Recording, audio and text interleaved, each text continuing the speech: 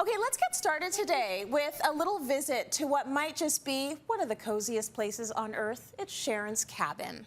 Isn't this beautiful? The lake and the trees, and listen, peace and quiet. That is why we love it up here. It's a perfect place to escape the city for relaxation, for lots of family time, and this is why we have our little tiny cabin in the woods right here. Let me show you.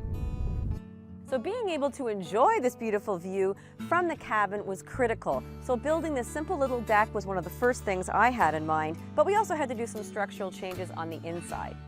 The original cabin had tiny windows and very few of them. So we replaced all the windows with large ones, opened the place up, and I just love this sliding door so we can see the lake.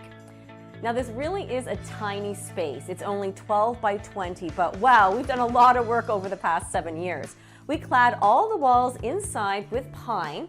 Pine is fabulous. It's inexpensive and plentiful, but I don't love the natural color of pine. So I used Benjamin Moore's semi-solid stain in a rustic taupe. It was a lot of work, but it really gave it the look that I wanted. The beams are Douglas fir, a nice strong wood, so I stained those with semi-transparent in black. I really love that weightiness. Now, moving down to the floor, I used the luxury vinyl tile in a stone finish, which I absolutely love. It's very practical. We've had it here for 5 years and it cleans up so well. So now let's move from the dining room into the kitchen. Over here, we went with big box cabinets in a nice gray, very practical, but then I had a butcher block built that feels a little bit more rustic. I do have a propane stove top, awesome. And new this year, we have running water coming from the lake. Cold water only, but what a difference it makes. Now you might notice something missing. We don't have a fridge, but I had this cool little cabinet built, matched it to cinder, it's closest color to my cabinets, and this is the spot where we put the cooler while we're here. Very simple living, people. Now you have to be really disciplined with all the stuff that you bring into a tiny space. So storage is key. For storage here, I use these vintage lockers that we picked up secondhand online from a fire hall, and I retrofitted inside with some shelves just to keep lots of functional storage that I can hide away. Above, we've left a kind of fun area for the games and books and just things that are easily accessible, and we just try and keep it tidy. Now, we're completely off the grid here. We've got solar panels, which is awesome. It gives us enough for electricity, low voltage, LED, and we've got USB ports so that we can always keep our phones charged. Now for heating, this wood-burning stove is all we need, and I love the smell. For the living room, I've used multifunctional indoor-outdoor furniture so I can bring the set from outside inside, which is perfect for our family of 4. Now, let's see where we sleep. There's plenty of room up here for all of us. We've got twin beds, and underneath there's room for storage and these tie mattresses that are perfect for the kids. It's so cozy up here. Sharon, what a cozy cabin and a great use of space. Love what you did with it. Let's talk about the walls. Well, thanks, Trace. Yeah, absolutely. We use every square inch of it, even the walls.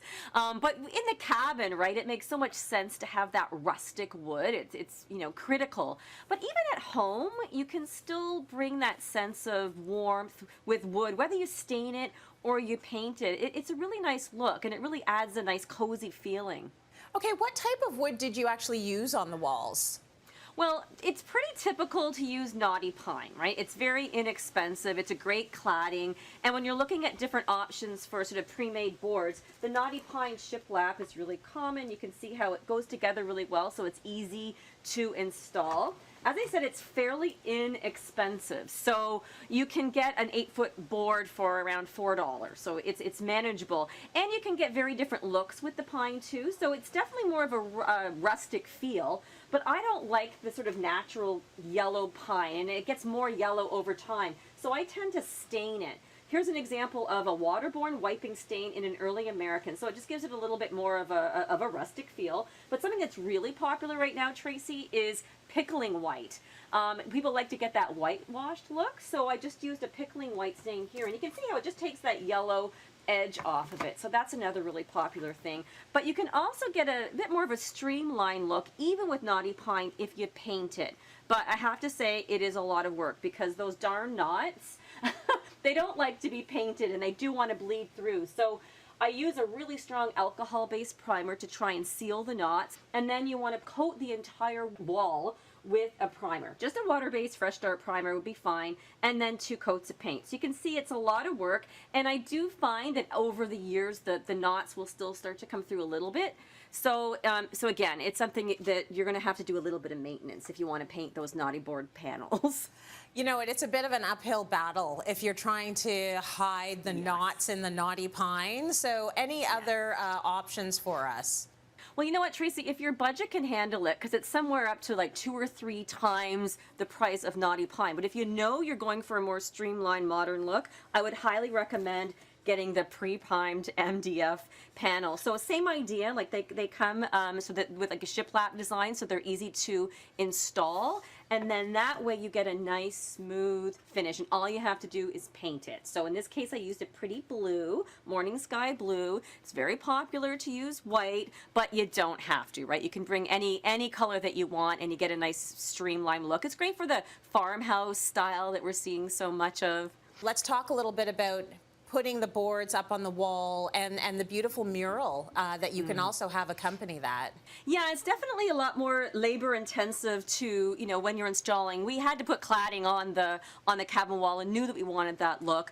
But if you're maybe in an apartment or you're in a space where you don't want to have to be nailing, you know, 1/2-inch thick wood panels to your wall, but you still want that feel, you can definitely get into some wonderful wallpaper murals.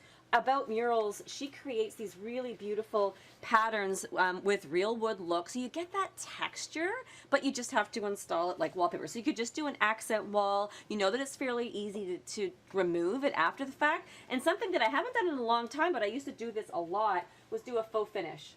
So a faux finish, just using a background color and then a dry brush technique using 1/4-inch tape, and again, you can just do sort of a less permanent application. You don't have to do the entire all 4 walls either. Yeah, I want to talk a little bit about that, because if you are going to go for the paneling, do you just want to keep it as a focal point, or do you want to wrap it all around like 1972 called? That is that gives me a definite look, Trace, and I think if I had that 1972 look, I definitely want to paint it, but yeah, I think that it kind of gives a real intimacy to that space if you do all 4 walls, but certainly like a small accent is a really cool idea too. I do love the look all the way around. It's nice and cozy. Sharon, thank you so much for that.